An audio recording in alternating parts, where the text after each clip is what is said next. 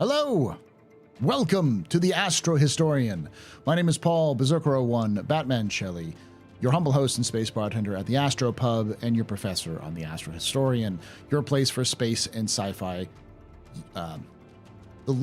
your place for lore of space and sci-fi universes and their impact to discuss those. Yes, I gotta do my spiel a little bit better. Welcome to the lore tours of IAE 2954.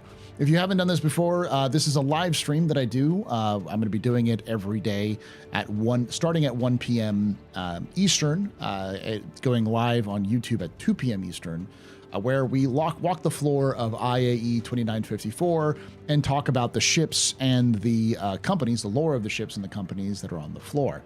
So, without any further ado, let's get started with Aegis Day here in IAE 2954. So, to get started on Aegis's background. So Aegis, as I'll turn over here, feel free to kind of walk over this direction if you want to be to be in the camera shot. Over here we see the floor of Aegis for Aegis Day, and Aegis Dynamics has got a colorful past. So Aegis was founded in, let's see, where is my notes for everything? 2532. So at the sort of end of the golden age of humanity. And it was a merger between Earth-based Aegis macrocomputing and Davian-based dynamic production systems. Their explicit goal was to develop military hardware, military ships, using the production facilities of the dynamic production systems, which had large production plants that they could use, and the skills of Aegis macrocomputing. Now, they were one of the first companies to be dedicated to military production of ships, because up to this point, the UNE and now the UPE really didn't have any, or at the time UPE, didn't really have any military needs that weren't met by RSI. There were some other companies like Emilio Harman, which created the Stiletto fighter, but most of these companies didn't last very long after. In fact, the only company that was a military contractor that's really survived beyond RSI and Aegis is Hurston Dynamics. But Aegis was founded on Davian, specifically in the where was it? Cestius, in the city of Jata. It might be the planet of Jata, city of Cestius. I think it's the other way around, though. And they were famous because of their work on the Retaliator. The Retaliator was one of their first big works of art. It is likely one of the first human ships of that size to be able to carry a shield.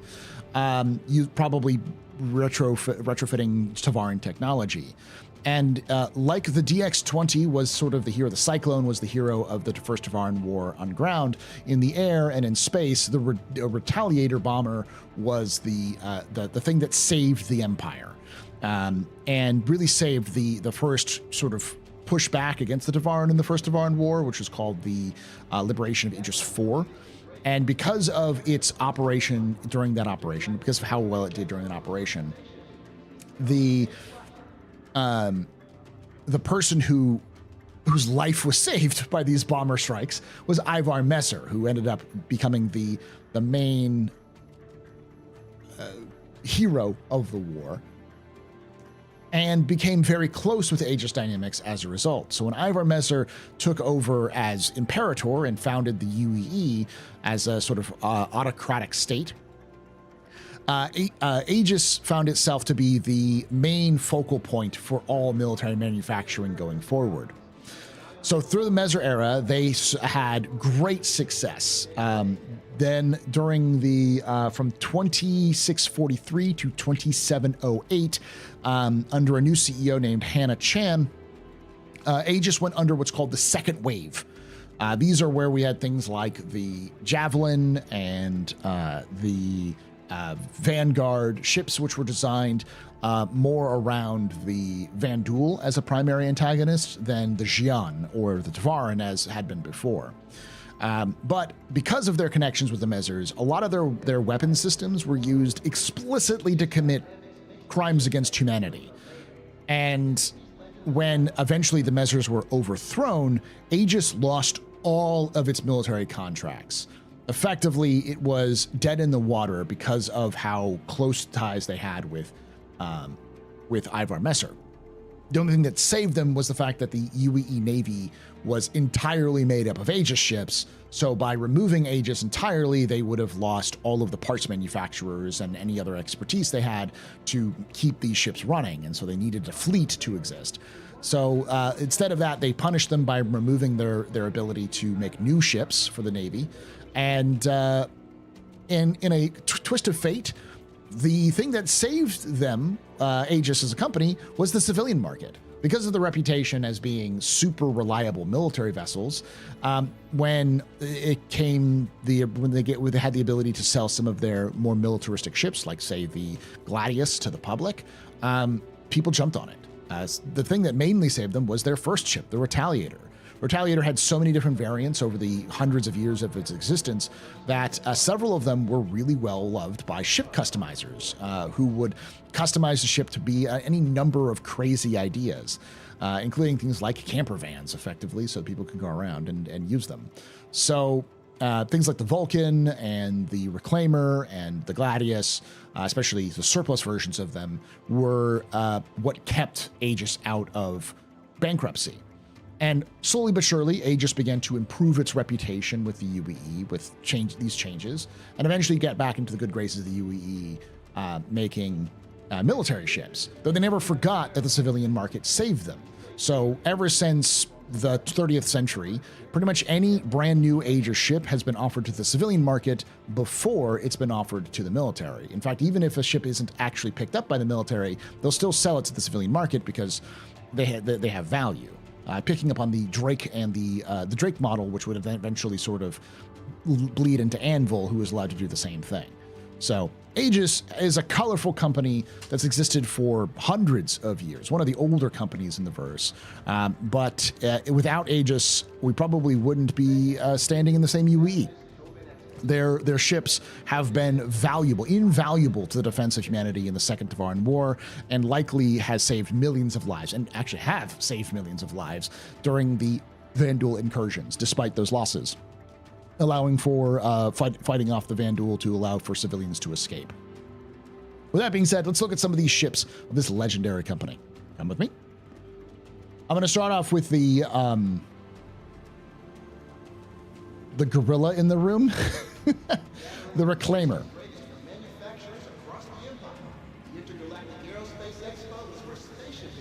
So, the Reclaimer here is interesting because, and go ahead and sit in front of it and look at it, and we'll talk about it. The Reclaimer doesn't have that much lore. We don't know where it comes from, when it was built, but my theory is that the Reclaimer was built sometime during the civilianification of Aegis. So this is a fairly modern ship in comparison to many of the ships that Aegis has made. It is referenced explicitly in 2930 when a ship, a version of the Reclaimer, was able to find a very old colony ship that was thought to be lost and became billionaires overnight, all of the crew, because of the incalculable value that they had discovered with this lost colony ship. So this is, it's a huge, not really salvage vessel as much as a salvage operation. It is able to rip apart and consume large ships. It can basically process an entire ship almost its size into usable parts to be sold. And it's got a very small crew in comparison. I think only like 4 to 6 people are needed to operate this at its full power. So it's a fantastic ship for any of the salvage enjoyers out there, and it's huge. All right, with that, let's go over here to the Saber. Let's go talk about the Saber, and then we'll talk about the Comet afterwards. So the Saber here, let's walk over here, y'all. The Saber is interesting because the Saber itself is a new vessel, but it is built on the legacy of the old vessels that came before it. So in the 2930s, the move to sort of anti-Vandulify the UEE Navy was in full swing. The F8 Lightning was being worked on. Even things like the Scorpius, the F7A Mark II was in the works. And one of the big issues was heavy fighters that need to be dealt with, specifically the Volper bombers and I think Stinger heavy fighters. I think Vandal heavy fighters were a problem. So they started the next great starfighter competition, and in that next great starfighter competition, 3 entries made it. One was called the RSI Black Widow. The other one was called the F8 Lightning, and from Aegis from Anvil. And lastly, we had the Aegis Dogfighter 3000. Now, it's never been confirmed, but I believe personally that the Dogfighter 3000 is the Saber, because a couple years after that, they had another competition which was named the same thing, and the Saber would be entered and won. So this is a pure dogfighter through and through. It is what Aegis is really well known for and what they've specialized in. Whereas Anvil likes to brute force their way through designs, Aegis is all about aerodynamics and maneuverability and trying to get a little bit of firepower in there. But their philosophy is to build a ship that can fly. And that's really where the Saber excels. It is a partially stealth vessel. It has some stealth capabilities, lower signatures. It comes with 4 size 3 gun mounts. It is a single-person fighter, and it is a carrier fighter. So this is not designed for long-range operations. It's designed for short range. The unique thing about the Saber was before it was even accepted by the UEE as a military fighter, it was already being sold to the public. Because when they entered this to the competition, they immediately started selling it to militia groups, which was entirely allowed by the UE at the time. So this is sort of the culmination of Aegis's sort of process of becoming a civilian manufacturer first and a military manufacturer second. With that, let's go over to the Comet, which kind of pays homage to the first Aegis fighters. It's a medium vessel, a medium fighter. Yes.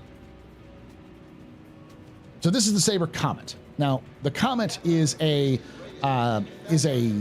limited edition ship from what was it called? From the Masters of Flight series. So the company, the game Arena Commander, reached out to a bunch of different ship companies to kind of create a new lineup of ships in game that were kind of homages to older pilots and other kind of legacy heroes that existed throughout UEE history.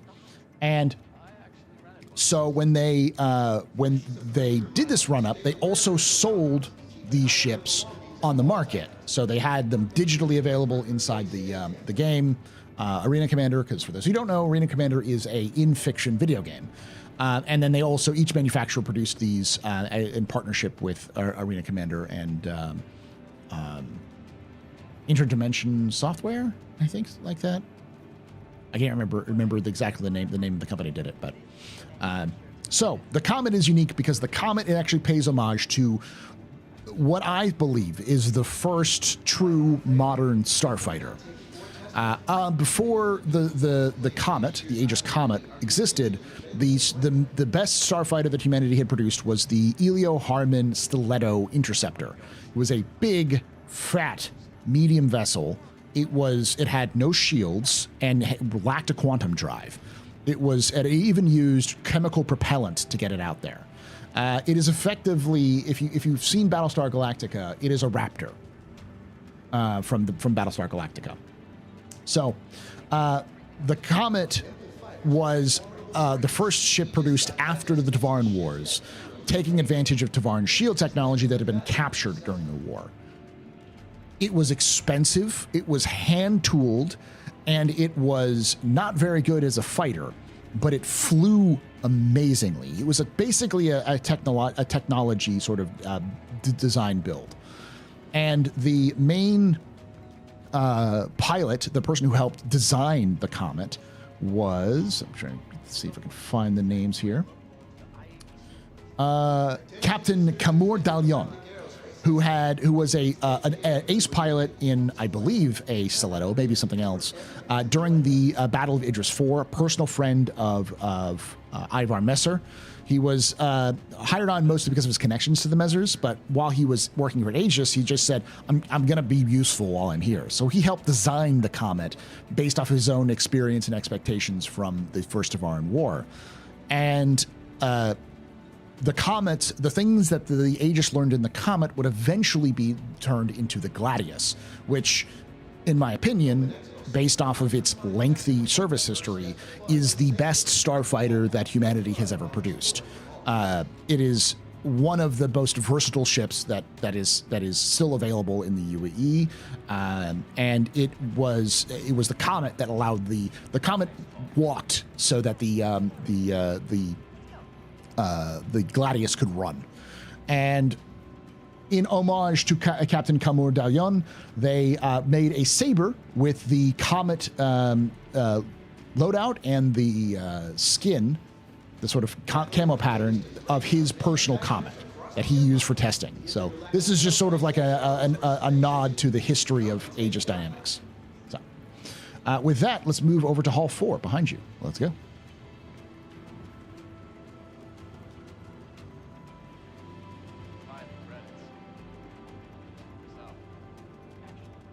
Oh, the Viper. Yes, I'm sorry. I said the Raptor. It's the Viper from Battlestar Galactica.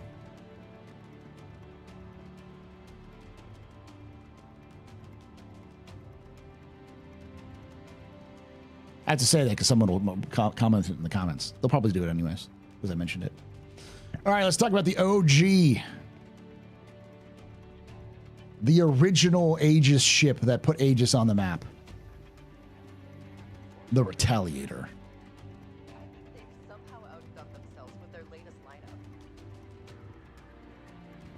First produced in 2544, this ship is the oldest Aegis ship still in production. Obviously, this version of the Retaliator is not the same version that was originally produced during the First Tevaran War that has been updated, but a lot of the design language, especially the exterior, has remained the same. This is a multi-crew ship designed to be sort of a gunship as well as a bomber. And its main features was this ship is very small. It's large by modern standards, but before the Retaliator, the smallest ship that could host a shield array was a frigate. Not even corvettes had the ability to carry shields, as far as I know. Could be corvettes, but we definitely know that nothing smaller than a capital ship was capable of having a shield. So this was a revolution in human technology, taking the technology they had stolen from the Tevaran, who did have small portable shield generators, and adapting it to use in human ships. So this was one of the first ships to be able to carry a shield generator in it from the start. You can see its older design styles. Matches the sort of like pointy nose is very similar to the Perseus, which was again a modern ship at that time. So a lot of the design styles from the different manufacturers kind of mimicked each other. So a lot of the older UPE and UBE vessels looked similar to the Retaliator. Over time, it has become just better overall in terms of its usage. And as I said earlier, its rugged functionality in here. We can see these pod bays right here. These open up and are designed to use with torpedoes, but they also can be used to modify and swap out to create different rooms.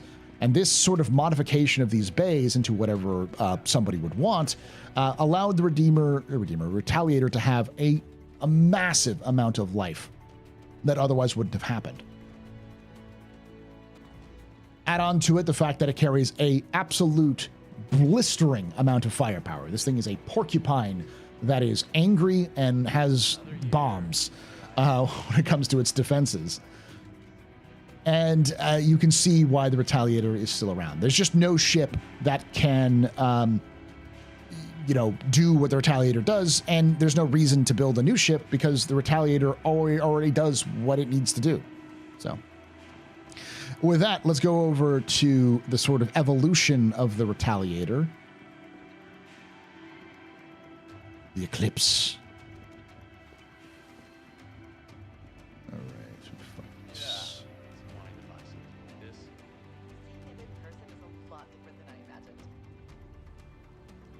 Ah, okay.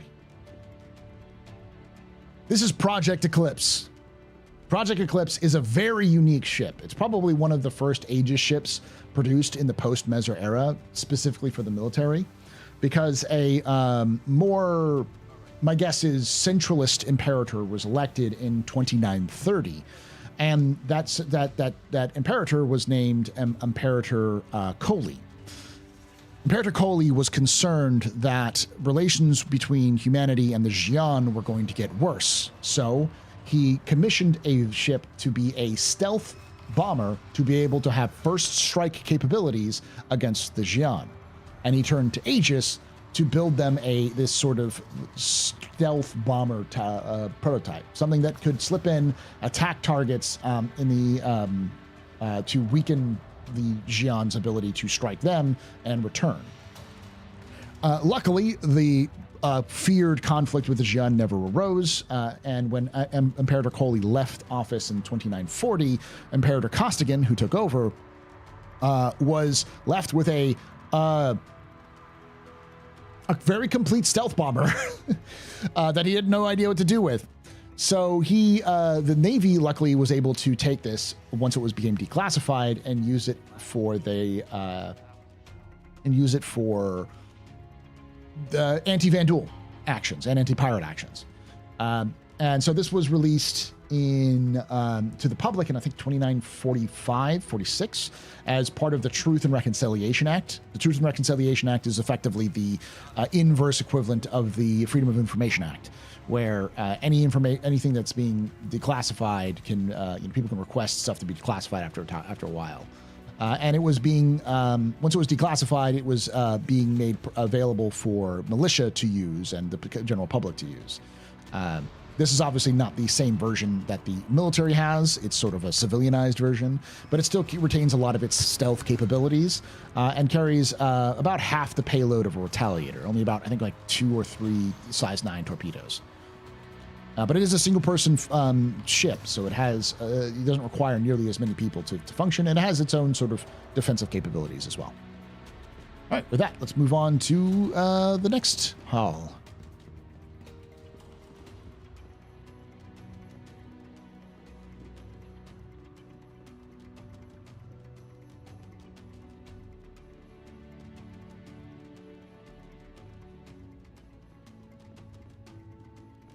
See, let's make sure this is the right hull.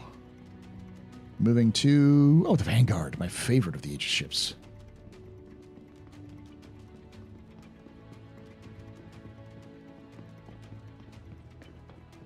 At least in concept.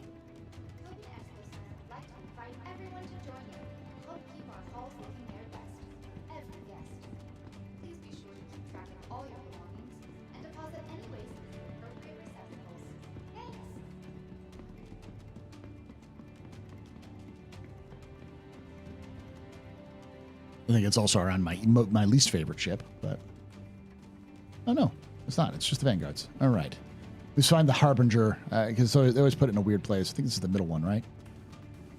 Or the Warden, I should say. Yeah, the Warden. All right, gather around. Look at the Warden. So, the Aegis Vanguard Warden is a unique ship. This ship was designed almost explicitly to counter the Vandal. One of the biggest problems that the UAE was facing post-Vandal contact was that the Vandal would remain in a system that they had conquered from humanity to strip everything bare.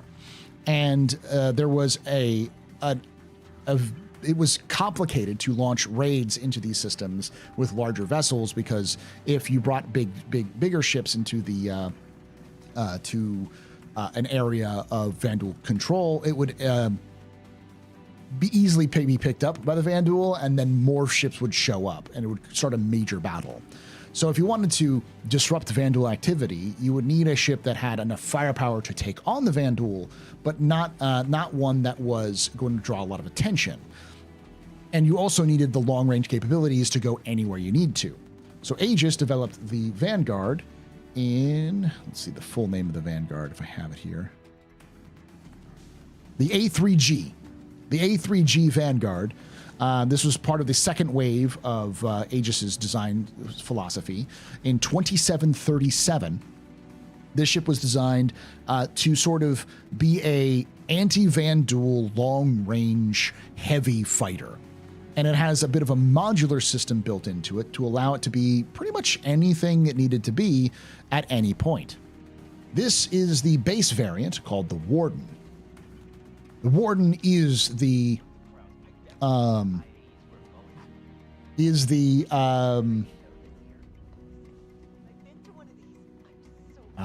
trying to say it is the base variant. It's the fighter. It's a long range heavy fighter. It has a crew complement of 2, though you can operate it with a single person. The second person would just hop into the turret. It even has beds on board to allow for long-range habitation. So this could be sent on long-range strike missions or long-range reconnaissance and patrol missions. It has a huge fuel tank for what it is, and still can land on carriers, though it is mostly a land-based operation.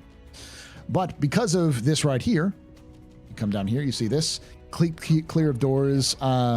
Keep clear when doors operational.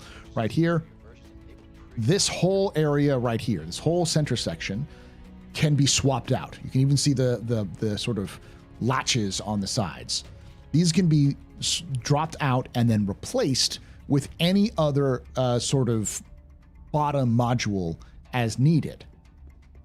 This meant that you could turn the Vanguard into just about anything you needed it to do. Case in point, let's move over here.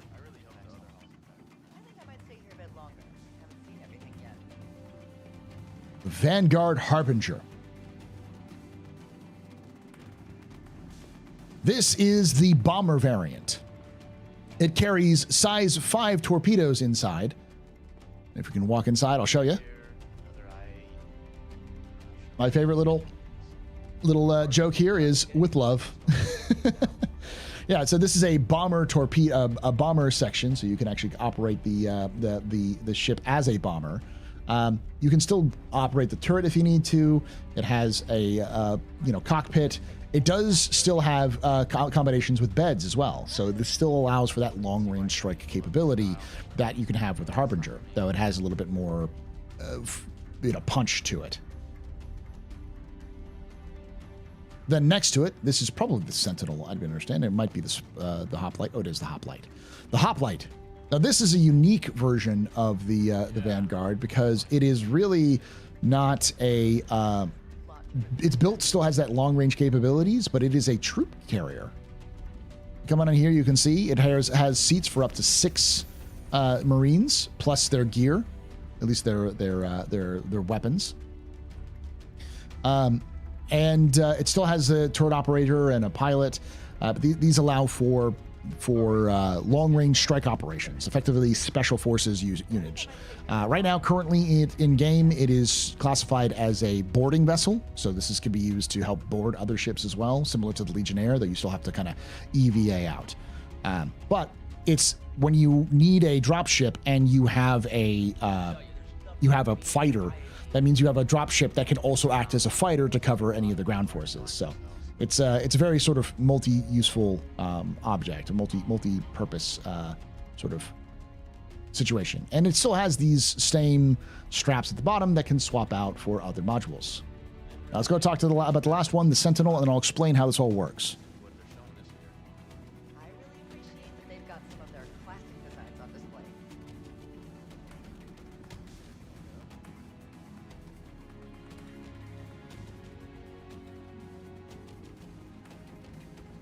Here we go with the Sentinel. This is the E-Warfare version of the ship, often used for wild weasel strikes, effectively going in and doing seed missions to take out anti-aircraft in an operation. It also has e-warfare capabilities with its own beds and its own e-warfare suite, but otherwise it's still a Vanguard. It has some of its own special sort of characteristics as well. Each of these versions do have unique parts about them, but the thing that makes them very unique is their ability to swap out those modules.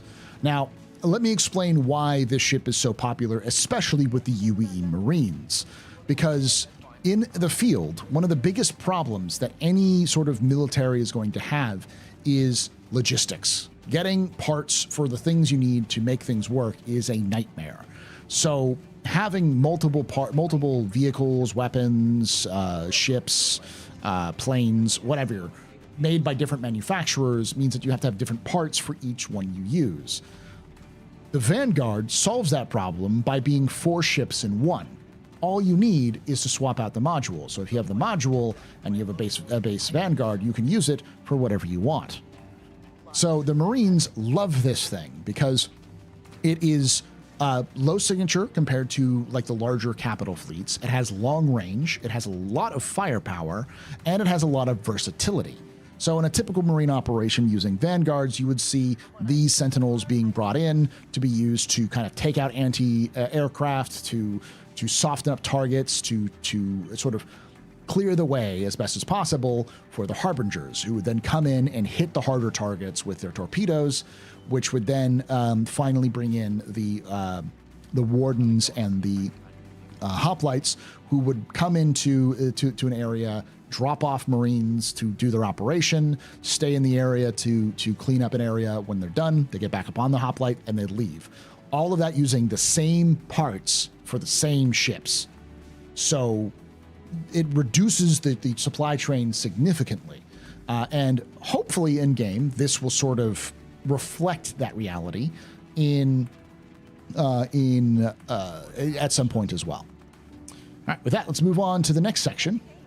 It's always better exploring the show with someone else.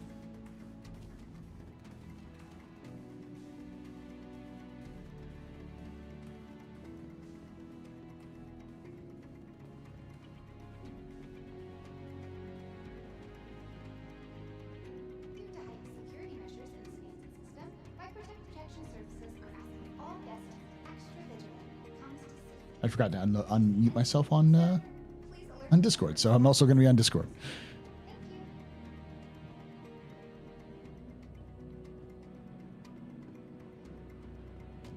Go onto the giant tarantula. This is a friendly reminder that the Tobin Expo Center is a STEM-free environment. Please refrain during your visit and have an amazing day.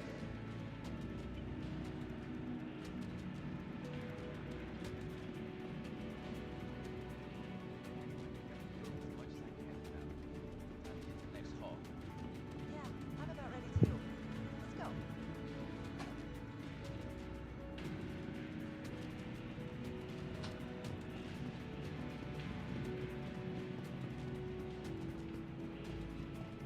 Find a new favorite? Then why not take it for a test run? Many of the vehicles on display at this year's IAE are conveniently available to rent. This is a friendly reminder that Tobin Expo Center is a shared space. Head off to Hall 2. Mindful of other guests during your visit so that we can all enjoy this day together.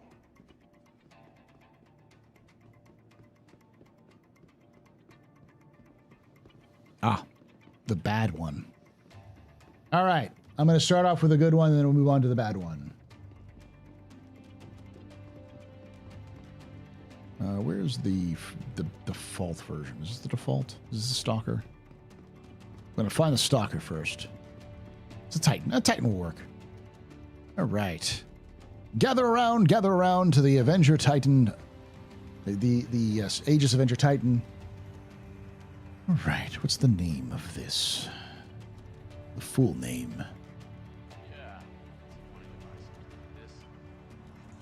The N6G. This is the N6G, part of the second wave of Aegis dynamic ships. Like I said, starting at the after first contact with the Vanduul, you can see it shares some similarities with ships like the Vanguard. The N6G was actually a 2-seater carrier fighter. that had a unique ability of having its own cargo space for possible cargo for moving things around.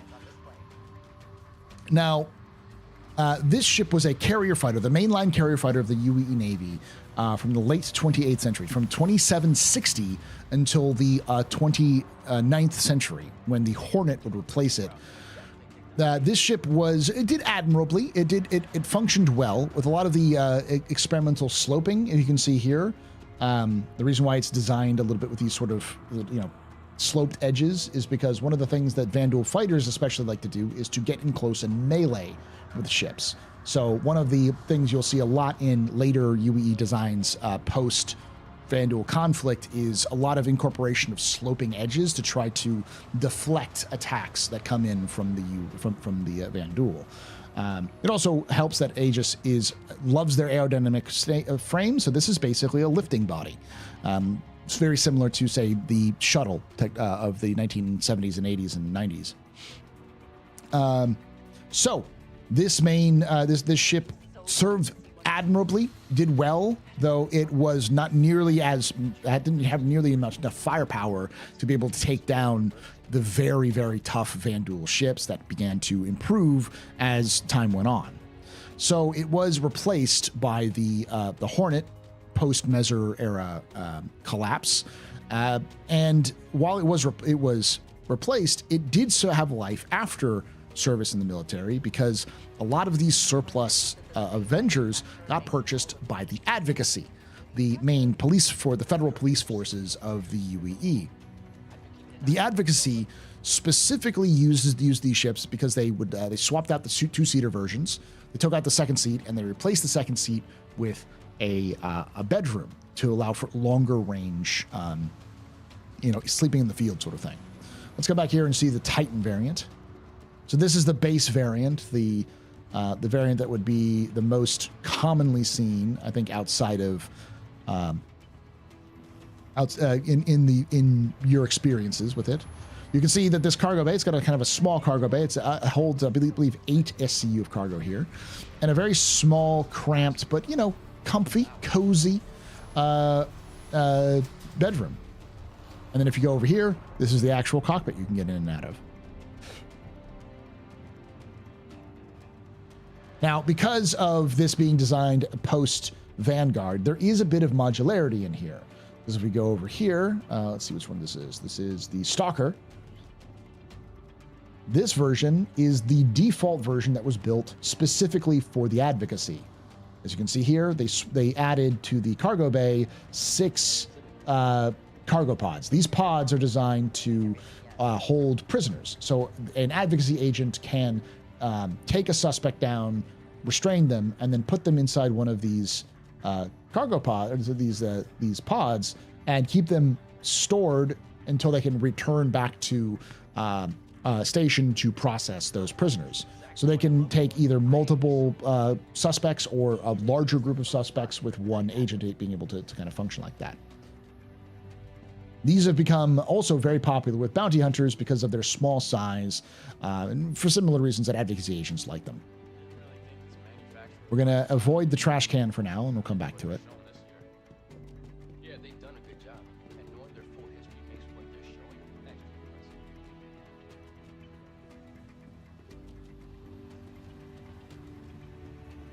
Now we have the Warlock.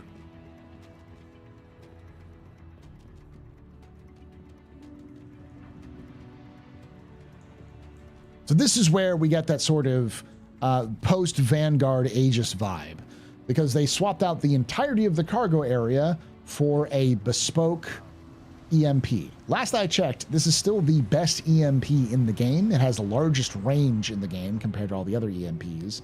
Yeah, it's a fairly sizable ship. Now, it does still have bedroom. You can only enter the bedroom from the cockpit, though. But this is used for very dangerous missions. So, like, say if they're going up against a large target or a target that's running in a larger ship, or multiple targets, these are the main ships that they use. And it goes to say, I also say that the Advocacy uses these ships. So if you see a fleet of these ships working together with Advocacy logos on them, stay away. One Advocacy vessel is normal. If you see a fleet of them, then it's likely they're going off to do a very, very big operation. And typically, the Advocacy only uses these ships for their elite agents. So Advocacy agents are the most elite sort of marshals of the UAE, and they usually work alone. Typically, sometimes they work in pairs, but if you're seeing multiple Advocacy-marked Avengers, just do not go anywhere where they're going, because something's about to go down. All right, with that, let's go over and talk about the most famous Avenger that has ever been made. Another part of the Masters of Flight series, similar to the Comet. I'm gonna go and see if I can find anything more interesting. The Aegis Avenger Titan Renegade. So, in the mid 29th century, in the 2800s, a man by the name of Danny Solomon was the special agent in charge of the Bremen system. He was well known for his shoot first, ask questions later attitude. He was very quick on the trigger finger, and he earned a reputation as being a violent man. But one of his biggest problems that he had was that his approach, or his main opponents that he was facing in the Bremen system, was smugglers. And so the standard Avenger wasn't really, the Stalker variant, wasn't something that he could use because those bays weighed him down too much. He needed every bit of weight he could. So anything that he could remove, he did remove from his ship. And as a result, he was doing this to kind of keep up with the criminals he was going after. Now, his reputation for violence was well earned. He wasn't exactly peaceful, but he wasn't a mass murderer. However, his violent reputation, mixed with the fact that word got around that he pulled all of the cargo pod, the stasis pods from his ship, told the criminals that he wasn't going to take prisoners. So you either got away or you died. So this sort of fear actually caused a lot of criminals to give up when he would arrive at the location.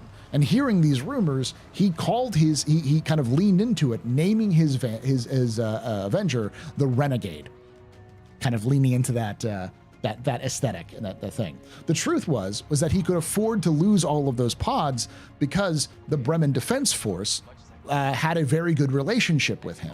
So if he ever caught a criminal, he could just call on the Bremen Defense Force to come pick them up and bring them back for trial, because they were just very efficient and knew what they were doing. So he had a local militia who was very, very efficient, but he never got rid of that nickname as the Renegade Advocacy Agent. So as part of the Masters of Flight series, they released a kind of a version of the ship that he would use with his loadout and his livery. So it's really cool. It's one of my favorite Vanguard variants, Vanguard. I keep saying that. I like the Vanguard. Avenger variants that exists.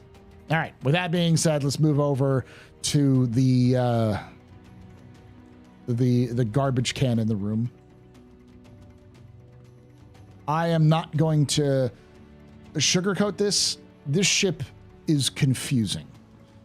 I have my own issues with it. For those of you who've watched me long enough know.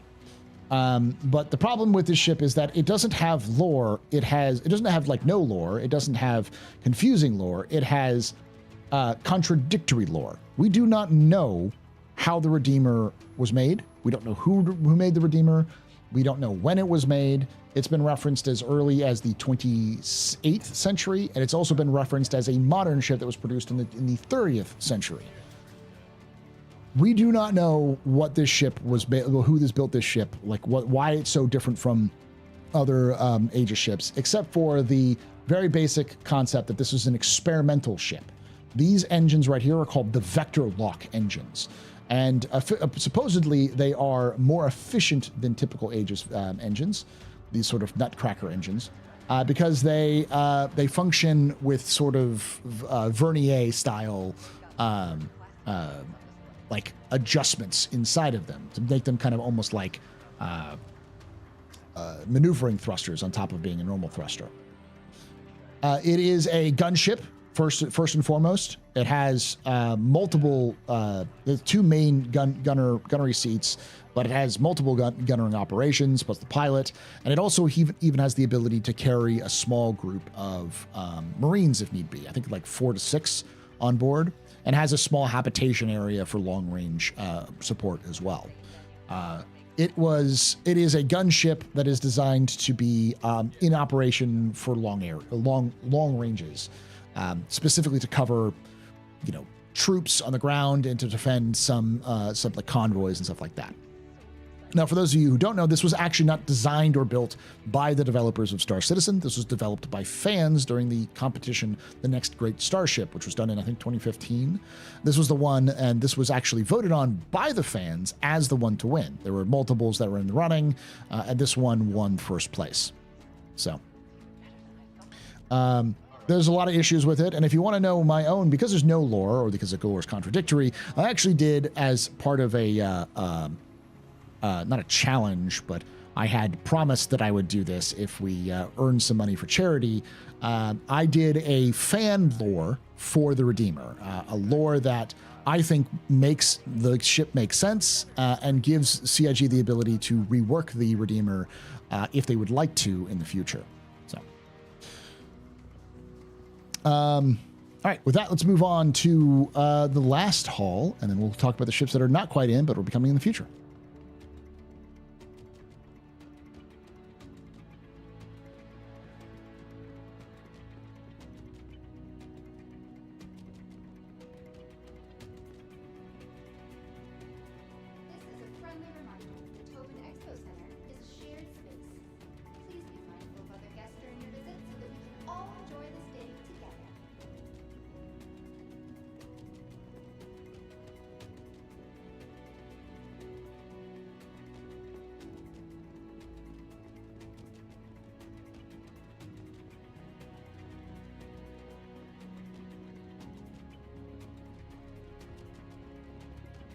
We're going to start with the Gladius and Gladius variant, then move on to the monitor in the room.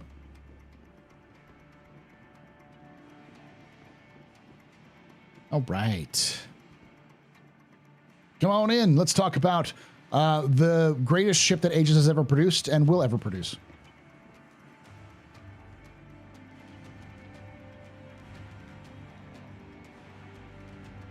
So this is the Aegis Gladius. The Aegis Gladius was produced in the P5G Gladius, to be exact, because this is the 5th production run, with G standing for Gladius. This was developed in 2579. It was started as a replacement for the Elio Harmon Stiletto Interceptor, which was being rotated out at the time. The Stiletto did have some life after the First Tavaran War. The Comet was good. The problem about the Comet was that it was expensive to run and really didn't function as well as a combat ship, especially if it got damaged. It just was too handmade. So the Stiletto was still the mainline medium interceptor of the UEE. And during the last stand of the Olympus Cap, which I'll give a very briefest rundown, which is in the Null system, a UEE admiral was chasing down rebels, Tavaran and human rebels who had struck a target and were escaping. They chased him down to the Null system. I believe it's Ashana in the Null system, and they were outmatched and outgunned.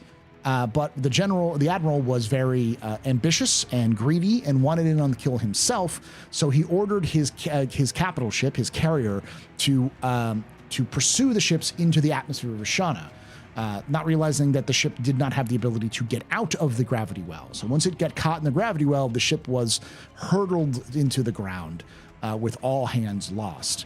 But the few survivors of the initial crash included the combat air patrol of the ship called the Olympus. So the Olympus Cap was exclusively using Elio Harmon stilettos, and remember, the stiletto does not have quantum capability, so it was stuck there. They fought off the oncoming rebels with such efficiency that they damaged something like a 2-to-1, 3-to-1 kill ratio. and including a pocket like cruiser or frigate, like a not a real frigate, a military frigate, but like a some class in terms of civilian modified ship. Before they were all flankingly killed. And the black box recordings of their last desperate fight eventually made it back to the UAE. And trying to salvage something out of this massive disaster, the UAE turned the last stand of the Olympus Cap into a propaganda coup. And its propaganda coup was the thing that was needed to push what at the time was called Project Wildcat into full production. Project Wildcat eventually got renamed as the Gladius because Ivar Messer loves his Roman allusions, so he wanted to have the sword of humanity, the common sword of humanity. And since then, the Gladius has served in pretty much every conflict humanity has ever fought in, and it is still in active service in 2954. It is being slowly rotated out because of its age. There is no plans to increase it, but it is very impressive. This ship was initially designed as effectively a human version of the Talon, but if you look at the size of it, it is much smaller than the Talon, and is the first real combat ship to take advantage of it, especially of its size, to take advantage of Tavaran shields. The Retaliator was the first sort of large combat ship. This is the smallest ship at the time to ever have shield technology. It's also been the sort of main building blocks of all experimental technology that has gone forward. It was the first fighter to get a jump capable drive. The Vanguard actually got its technology of how to build a jump drive into its ship from the at the time latest generation of the Gladius. And because it was so built in so many numbers, it was built on wartime footing immediately when it was released. Many first generation and second generation Gladiuses eventually ended up in the civilian market, where they became stunt flyers, and they became bounty hunters and militia pilots, with of course some turning into pirates. And one of the reasons why you see a lot of pirates using them today is because there's just been so many of these. There are possibly millions, if not billions, of hulls of Gladiuses that litter the entirety of the UAE, because it's just that prolific. This fighter has served humanity well beyond its intended use, and will likely continue to serve, even if it's not in military services, for a century to come, because of its adaptability and its maneuverability, and just how well it is. If you're a good pilot with a Gladius, pretty much nothing can stop you. With that being said, let's talk about one of the most famous Gladiuses, the Valiant.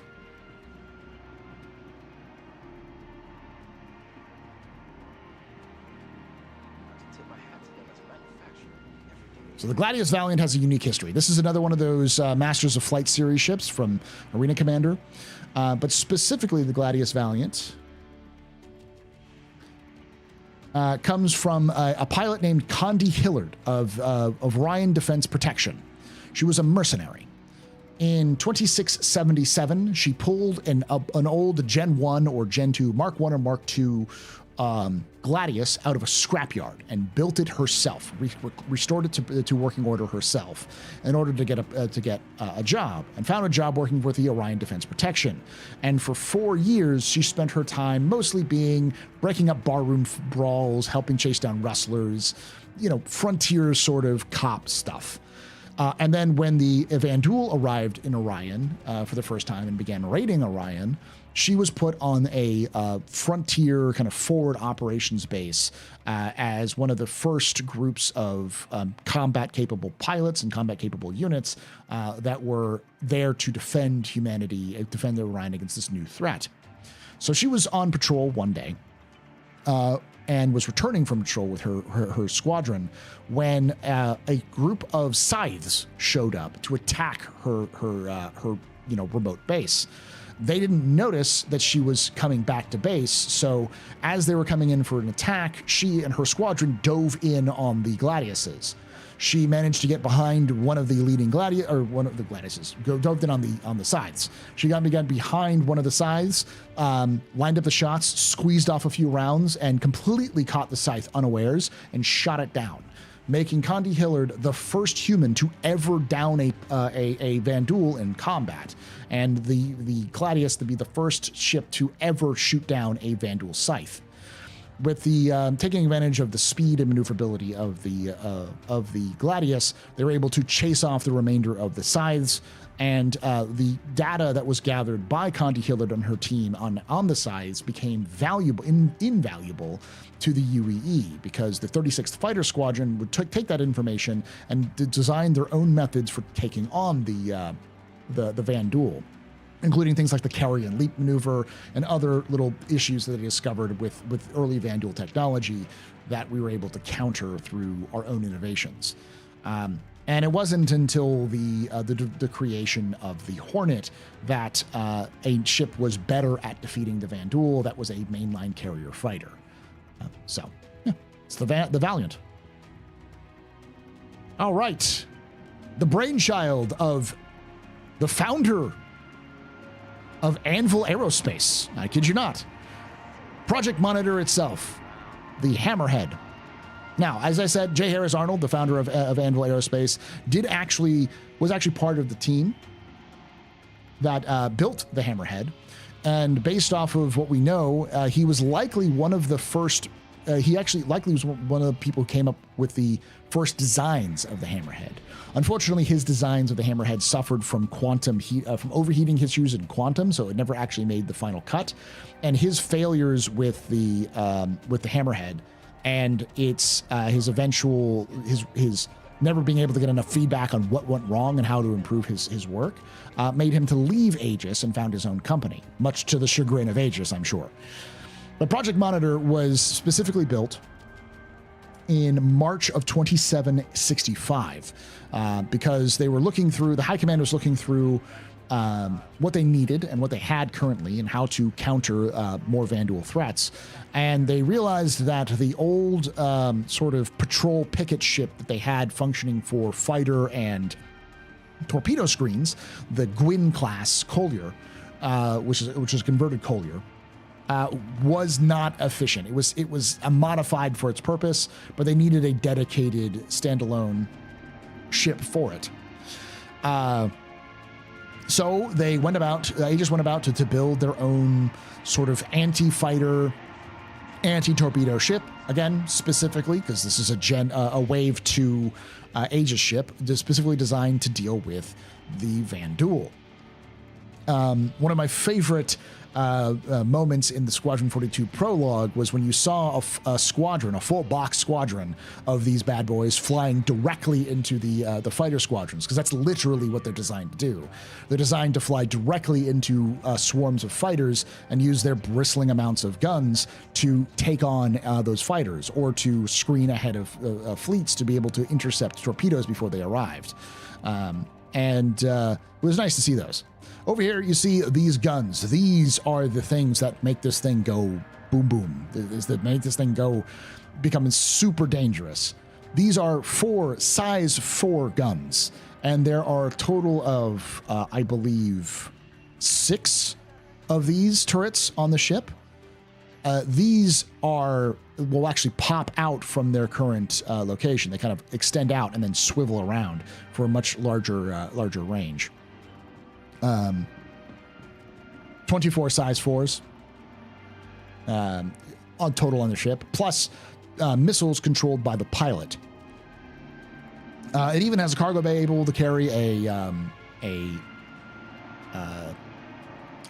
Ursa rover if need be, and has some limited onboard protection for its crew. So it has some like long range bungs and stuff like that. Now, the advantage of this ship was, while it is designed to be a picket ship for the fleet, it also was able to be used as a patrol ship. And often, if you see a Hammerhead, it's almost certainly a UEE Hammerhead. It's almost certainly being used as a patrol ship if it's detached from a fleet. And you'll find them alongside Polarises and Perseuses to function as sort of small patrol fleets to deal with problems. This being a kind of a defensive screen for a Polaris, and a Perseus being sort of the tank, the sort of aggressor to kind of like pull pull fire, pull aggro from other forces. Because while this is pretty big, this ship requires a total of 8-9 people. So between the Perseus, the Polaris, and the Hammerhead, it requires less crew than a single Idris frigate, but for much more firepower. So that is the Hammerhead. Let's move on to the final ships, the ships which aren't on the floor here, which are either too big to be on the floor or are not quite released.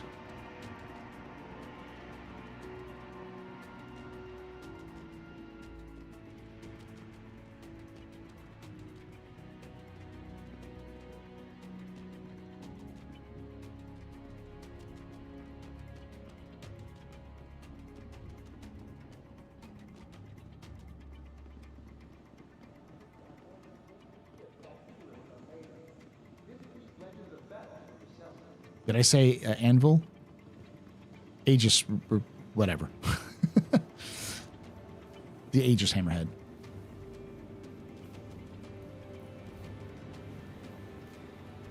In my mind, it will always be an anvil ship because it was designed by J. Harris Arnold himself.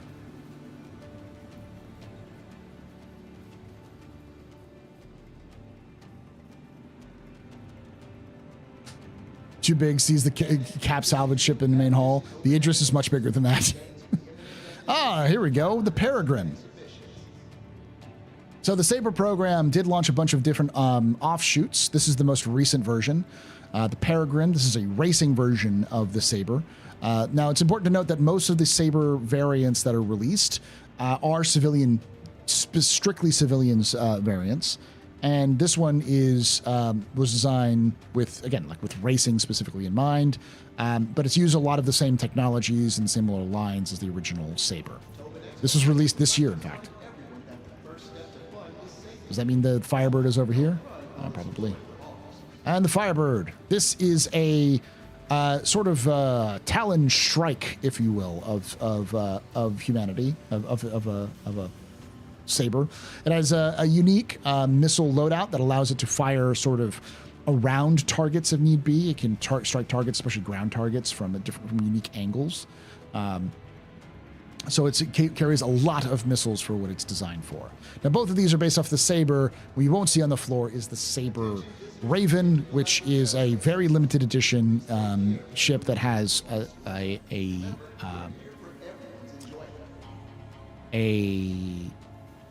EMP on it.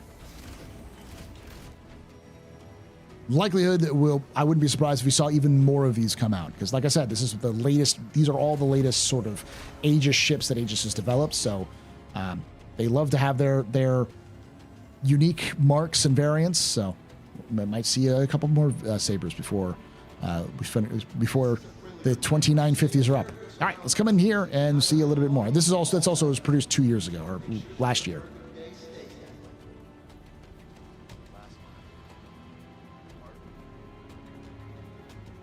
All right. The Idris. Let's talk a little bit about this bad boy.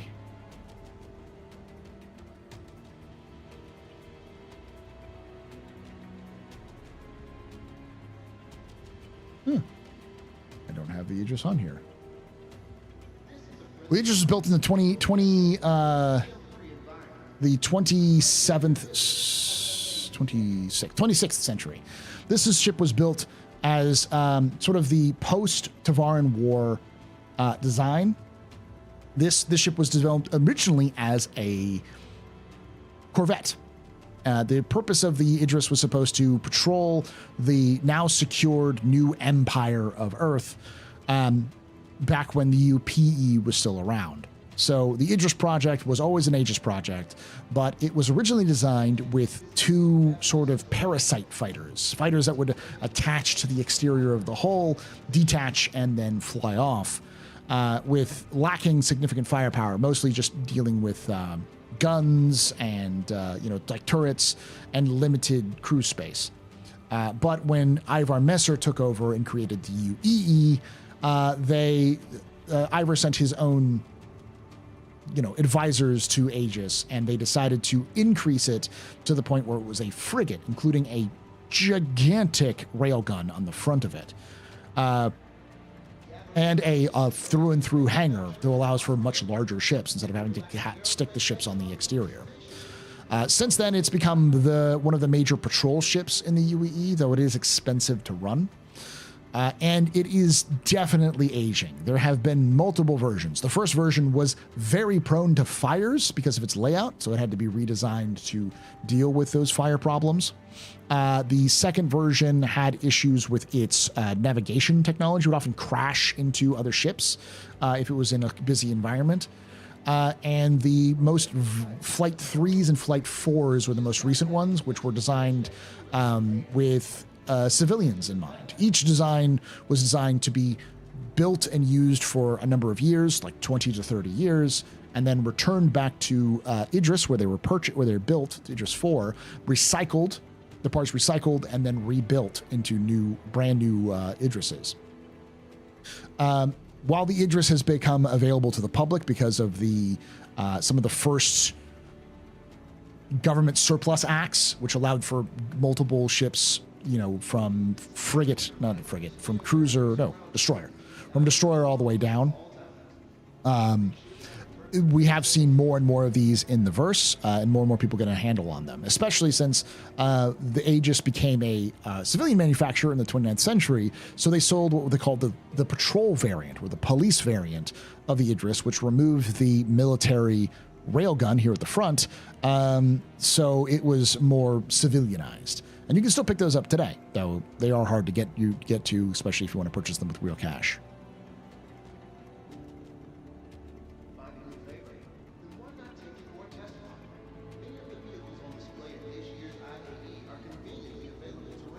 Say this looks a little different. That's the same. All right, here we go. The Aegis Vulcan. Aegis Vulcan was built in 2594, and it was commissioned by the UEE Navy because the early UEE was very, very logistically poor.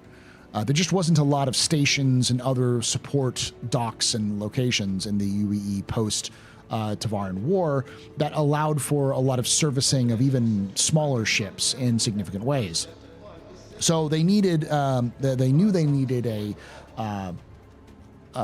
ship that could rearm, repair, and refuel on the fly. So Aegis was tapped, and they built what would become known as the Aegis Vulcan. Now, the Aegis Vulcan was also seen by the general public as a perfect ship for what was needed in the civilian world as well. The Wayfarers Club specifically was dealing with the same problem. You can think of the Wayfarers Club as space AAA. Their job was to try to encourage people to enjoy space more, to fly in spaceships and so on and so forth. So they created a bunch of support vessels based off of civilian ships that already existed for things like refueling and repairing in the field. But these were all conversions of civilian ships. So when the Vulcan was being developed, they reached out to Aegis and asked if they could purchase their own kind of fleet of Vulcans, which was the first time Aegis had ever been approached by a civilian group to do so. They asked the UEE military, and the military approved of the sale of these Vulcans. So the Vulcan was the first civilian ship that they ever sold, and it's still being used today. You can think of these as kind of space roadside assistance vehicles. And they're still used in the UE Navy. They were very heavily active during the Second Tavaran War and the Siege of Tiber. It was designed by the famous Aegis engineer Parnell Rowan. They're still often used. The way that they mainly use these refuel, repair, and rearm is through drones. There are several drones that this thing can launch off the side of these bays here, and these drones will be used to fly up and then do their jobs as needed, and then return. So there is a pilot and then drone operators inside this as well.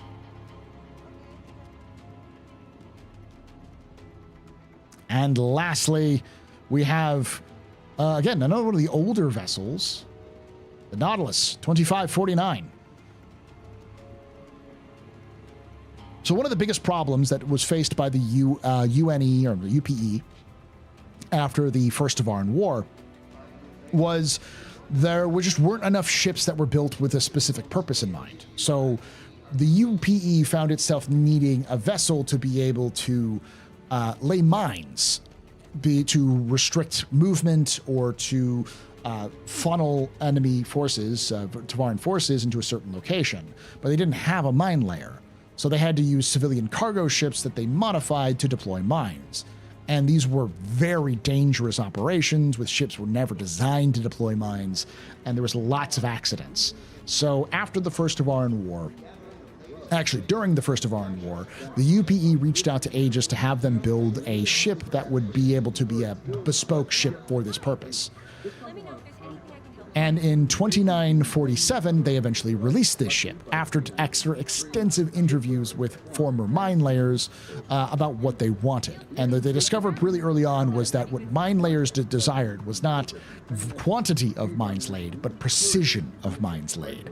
So with the help of the UPE Navy, they developed the Nautilus to be a precision mine layer. There are multiple... someone's listening to my videos in the background. You see these little funnels in the background? These are actually deployment devices, the little like arms that go out. And there are some other guns as well. We've got the side guns to the left and right, as well as the front, some front guns. There's about 4 to 8 person operations for this. And they can deploy a homing mine, which has the same yield as a size 5 torpedo. They can deploy turrets, which have, I believe, size 1 or size 2 guns attached to them, which can track enemy targets, or even retrieve old mines and turrets. They have the kind of another mine, a drone sort of mine retriever, which is designed to help, recover old mines. These ships were used extensively in what have become known as the Peri Line, which is the border worlds between the human and Xi'an during the Cold War, and they mined the heck out of those locations. So there are still probably hundreds, if not millions, of mines which are completely not invisible, but they're very difficult to detect out in space. And so the Nautilus's job has become both mine layer and mine retriever as they go out to try to retrieve these old ordnances, which have been out there in some cases for centuries, to safely disarm them and return them. All right, that is Aegis dynamics on the floor of IAE 2954. From now on, we're going to move on to our question and answers. So if you have questions here on the floor, let me know. And if you're watching this live, let me know in chat any questions you have about Aegis or other lore topics. Try to keep it with Aegis as best as possible. So, and thank you there, Space Tomato, for that raid. Welcome.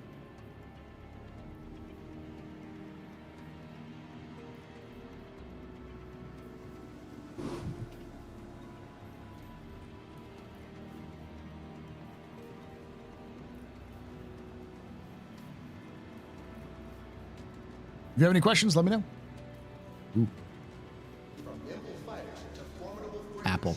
Aegis dynamics makes the ships that heroes are made of. Visit these legends of battle for yourself. Apple. I'm not gonna follow the trail of apples.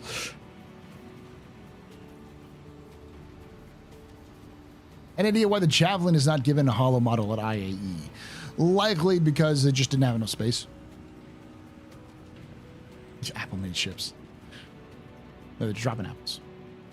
Can you post your link to your personal lore video for the Redeemer? Sure, if I can find it.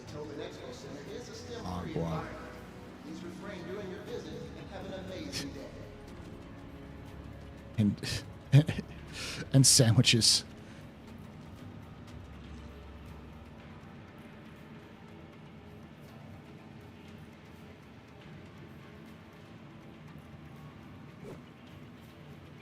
They won't pick it up.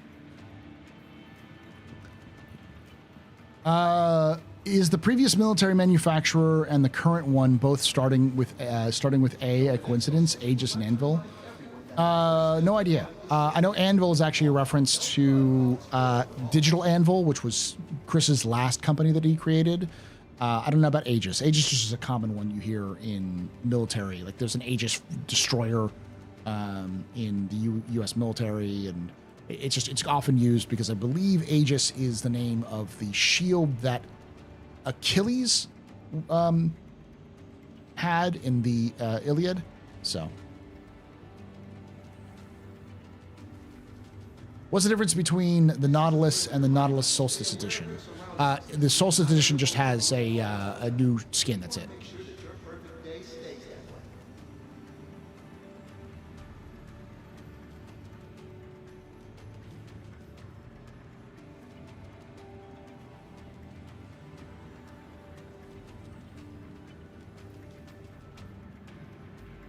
Okay, this is a little old. It's about 2 years old, but I'll put it in chat.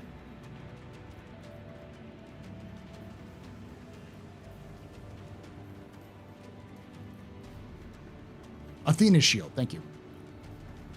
Thank you for visiting New Babbage's Tobin What would you do if CIG made your lore for the Redeemer canon? I'd be happy.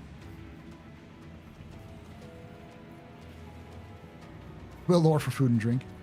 What is the Reclaimer lore? Thinking you missed that one, or did you already do that one? I did that beforehand, the very first one. There's not much lore behind it. We do know that it existed as early as the, or as early as the 2930s, because a Reclaimer was too many R's in the Aegis lineup. The Reclaimer was a famous Reclaimer found an old colony ship, which was eventually spur a new desire for salvage as a profession, which is what caused the the Vulture to be released as well. So. Aegis is the shield of Zeus. Okay. Would you be able to give us an abbreviated history on the Javelin? The previous history, it was built in the late 2600s, so 27th century. It was designed almost like purposely designed by the Messers themselves. The eventual future Messer helped Aegis design a ship, and the ship itself was designed as a response to the Vandal invasions. Because one of the things they found out really early on was that the way that they built ships before encountering the Vandal was more emphasis on big guns and big armor. And they didn't have anything that was fast enough to deal with the more nimble Vandal ships. So the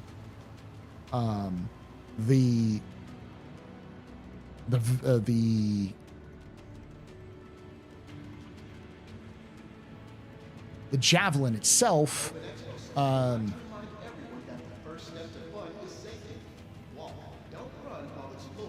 sorry, my brain is shutting down right now. The Javelin itself was designed to be a fast reaction ship. It was designed to be modular, so it is modular, but it can serve many different roles in its purpose, including things like convoy raider, because they were going to use it as a counterattack against the Vandal. The hope was that if they could find out where the Vandal were coming from, they could invade their systems and take them out to prevent them from continuing to the raid in. But they never did. What's the gameplay loop that you enjoy the most? Cargo running. Is there any lore for repair or refueling ships between the Vulcan and the Crucible and the Starfarer? No. Not anything like that other than the Starfarer, but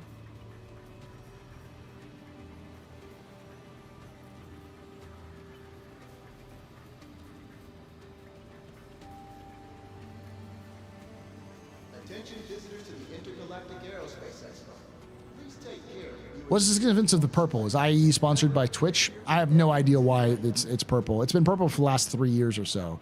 I think CIG is trying to kind of standardize the purple as the color of IAE, but you know, they haven't always done that. Is there any lore of aliens buying human-made ships and asking for a friend? Yes, actually. The whole sea is it was explicitly purchased and used. It's actually manufactured in the, last we heard, in the Xi'an Empire. The Xi'an, specifically Gatak, builds their own versions of the whole sea. Visit these legends of battle for himself.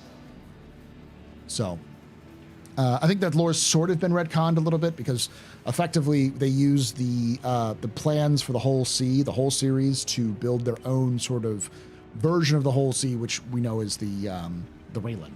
But it's still in there somewhere that they use the whole sea in the Xi'an Empire. And of course, the Banu famously use whatever ships that are the best.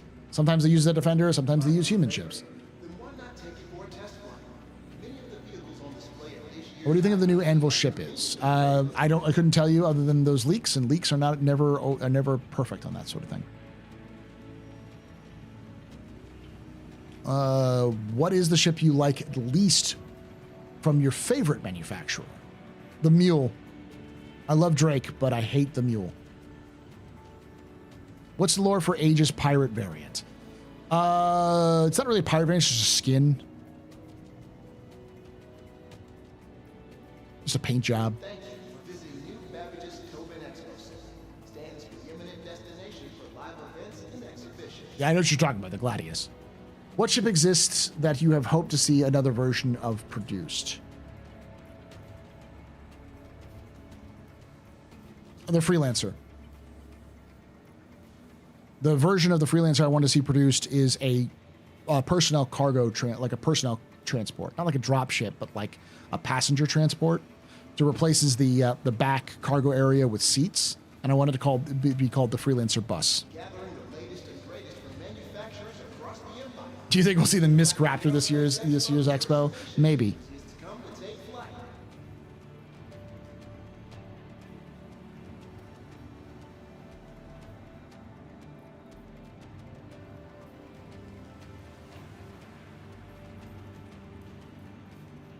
Just put seats in the back of the Max. You could do that now. Yeah, but that's not the same as a variant that actually works.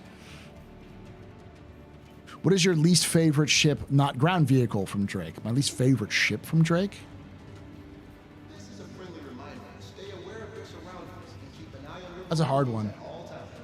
We want to I like all of their ships, so... stay safe. Probably the Herald, but not because I don't like it, just because it's just, like, doesn't have any purpose right now. I like it, but, like, if I ranked it from best to worst, it would probably be at the bottom, but it would still be like a 7 or 8 on the scale of, like, 1 to 10 that I enjoy, so...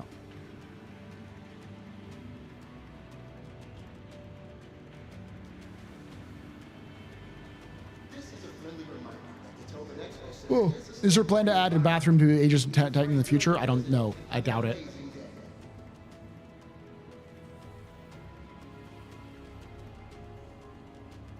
I said the flax? What flak?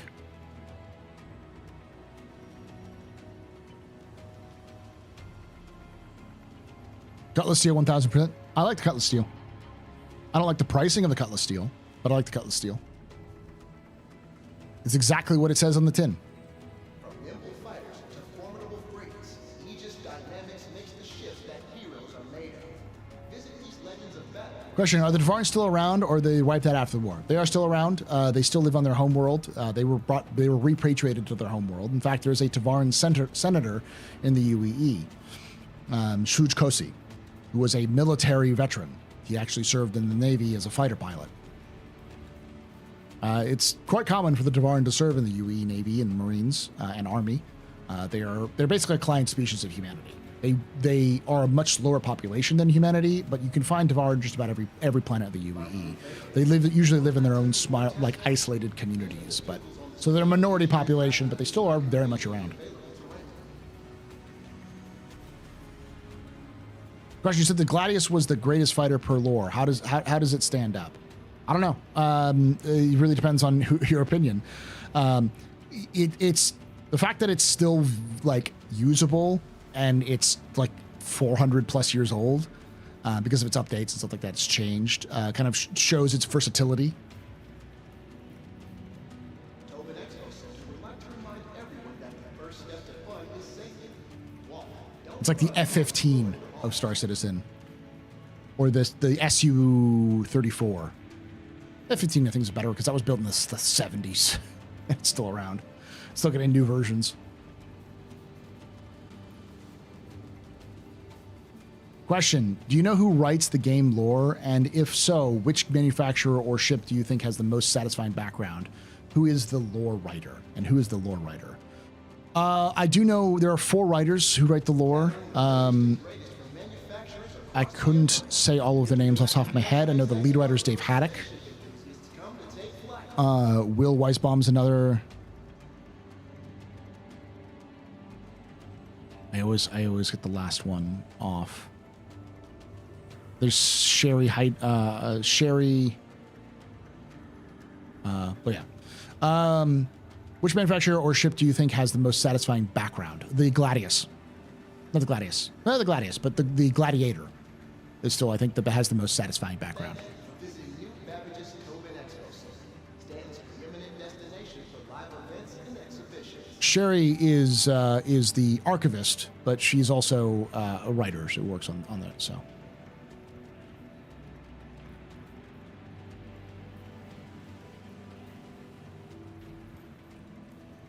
Do you think we'll get normal vehicles? For instance, when we're able to go to Terra, be able to have vehicles that fly us to our apartments or something like that? Possibly.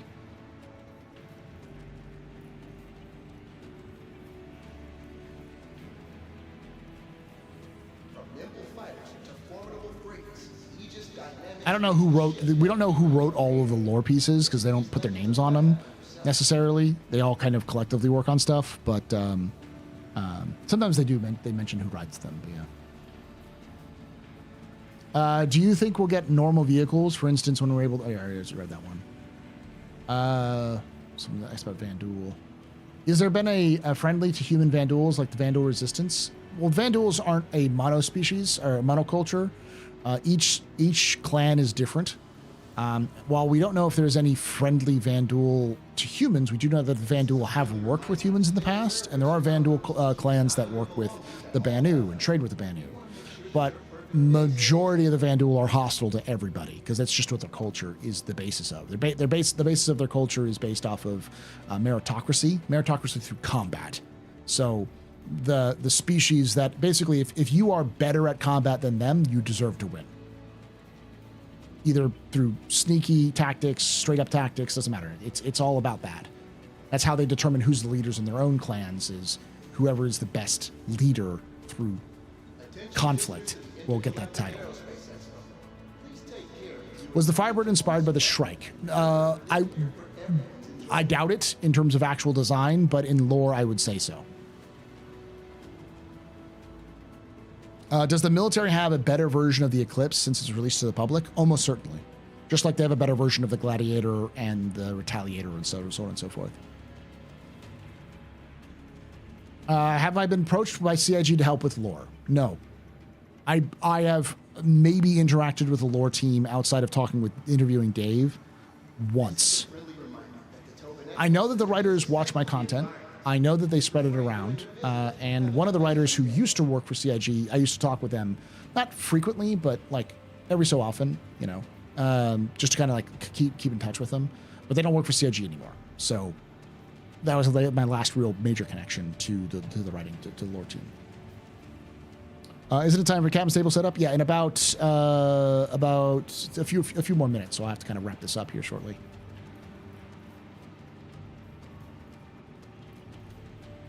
I meant to ask, how does the Gladius stand up to the F7A? Since it just kills per lore, as I heard at least. The F7A has killed more things. Somehow it has more kills and more combat than any other human fighter. That's probably because the Gladius was used in the Second Tavaran War and a little bit afterwards. So we're not talking about a major, we're not talking about we're talking about major conflicts, but we're not talking about like a ton of conflict. It may also have just been a marketing line. Formidable freaks, Aegis dynamics makes the ships that heroes are made of. Visit these legends of battle for yourself. I like the Vanduul's way of thinking. There's honor in it. I would say the Tavaran are more of an honorable Klingon style fighter. The Vanduul are like, if you're asleep, you're sleeping on the job. I'm stabbing you to death. But it's more like, hey, this is what shouldn't be happening. All right, y'all. I think I have to wrap this up because I have to start with my podcast called The Captain's Table, which I do on Saturdays at 4 p.m. Eastern, 1 p.m. Pacific. I'd love to have you come join us there at twitch.tv/theastropub and youtube.com/theastropub live. But if you did enjoy this and you're still watching this after the fact on YouTube, make sure you hit the like button, subscribe for more content, and hit the bell icon to be notified when these release. There will be another standalone lore video that I'll be releasing on the complete history of Drake Interplanetary. It should come out maybe in the next couple of days, almost certainly before Wednesday. But I'll still do a floor tour for Drake as well. So make sure you check that out if you haven't already. If you're looking for, keep your eye out for it. And of course, we'll be doing these lore tours every day up until next Sunday, starting at 1 p.m. Eastern. So you can join us live at twitch.tv/theastropub, where I do the setups, and when I actually start the tour, at usually around 2 p.m. Eastern. I've also posted the schedule and even links, because someone suggested to do links for timers. That is all on an announcement on the YouTube. So if you go to my YouTube community page, you'll be able to see that. If you want to know how many hours it is until such and such